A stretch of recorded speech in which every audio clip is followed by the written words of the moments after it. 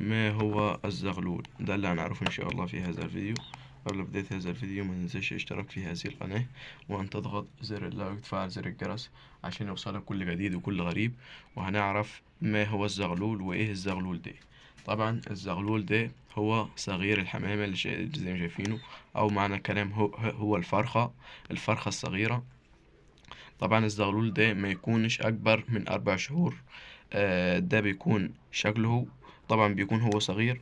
طبعا لحمه حلو جدا. الحمامة اللي هي بتكون أكبر من 4 شهور، لكن الزغلول بيكون أصغر من 4 شهور. تمام. وحبيت أوريكم شكله ومنظره الجميل والرائع، حاجة يعني بقمة الجمال وقمة الروعة. وحبيت أعرفكم ما هو الزغلول، إيه الزغلول. وزي ما قلت لكم الزغلول ده صغير الحمامة أو طفل الحمامة يعني.